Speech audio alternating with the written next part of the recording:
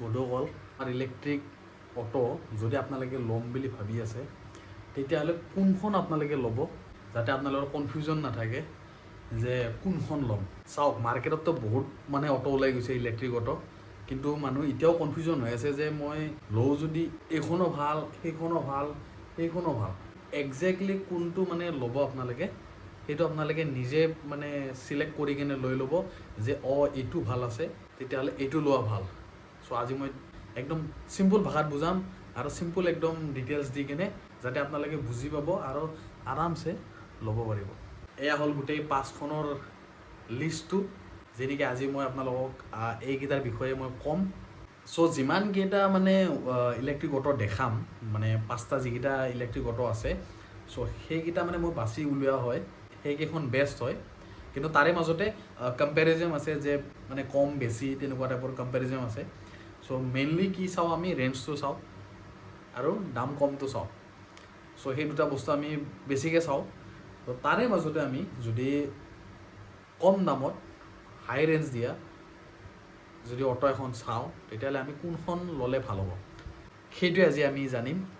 চ' এই 5টা অটোৰ বিষয়ে আমি কি জানিম আজি এই ভিডিঅ'টোত, সেইটো হ'ল টপ স্পীড, পিক পাৱাৰ, পিক টৰ্ক, চাৰ্টিফাইড ৰেঞ্জ কিমান, বেটাৰী, ৱাৰেণ্টি আৰু শ্ব'ৰুম প্ৰাইচ কিমান।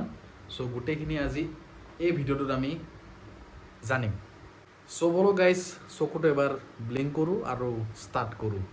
চ' টপ 5ৰ পৰা আৰম্ভ কৰিম। টপ 5ৰ পৰা টপ 1লৈকে চাম আমি। চ' 5 নম্বৰত আছে মোৰ ইলোৱাৰৰ নিঅ'। চ' ইয়াত টপ স্পীড পাব 60 km/h, পিক পাৱাৰ পাব 9 kW, পিক টৰ্ক পাব 65 Nm আৰু চাৰ্টিফাইড ৰেঞ্জ পাব 261 km, বেটাৰী পাব 13.44 kWh আৰু ৱাৰেণ্টি পাব 6 yearsৰ, যেনেকৈ 1,75,000 কিলোমিটাৰলৈকে ৰেঞ্জ দিয়ে। আৰু ইয়াৰ শ্ব'ৰুম প্ৰাইচ হৈছে 3,99,999।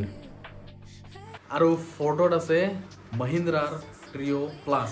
চ' ইয়াত পাব টপ স্পীড 55 km/h, পিক টৰ্ক 42 Nm, পাৱাৰ পাব 8 kW, বেটাৰী কেপাচিটি আছে 10.24 kW আৰু চাৰ্টিফাইড ৰেঞ্জ আছে 167 km আৰু ৱাৰেণ্টি দি আছে 5 বছৰৰ 1,20,000 কিলোমিটাৰলৈকে। আৰু ইয়াৰ শ্ব'ৰুম প্ৰাইচ আছে 3,69,000। থাৰ্ডত আছে মোৰ পিয়াগো ই-চিটি আল্ট্ৰা। ইয়াত পাব টপ স্পীড 55 km/h, পিক পাৱাৰ পাব 9.5 km, পিক টৰ্ক পাব 45 Nm, চাৰ্টিফাইড ৰেঞ্জ পাব 236, বেটাৰী পাব 10.2 kWh আৰু ৱাৰেণ্টি পাব 5 yearsৰ 2,25,000 কিলোমিটাৰলৈকে আৰু শ্ব'ৰুম প্ৰাইচ 3,88,000।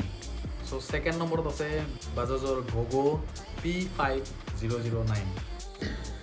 চ' এইখনত আছে টপ স্পীড 55 km/h, পিক টৰ্ক আছে 36 Nm, পাৱাৰ আছে 4.5 kW, বেটাৰী কেপাচিটি আছে 9.2 kW, চাৰ্টিফাইড ৰেঞ্জ আছে 176 km আৰু ৱাৰেণ্টি আছে 5 বছৰত 1,20,000 কিলোমিটাৰলৈকে। আৰু গাইজ লাষ্ট এণ্ড ফাৰ্ষ্ট 1 নম্বৰত আছে TVS EV Max।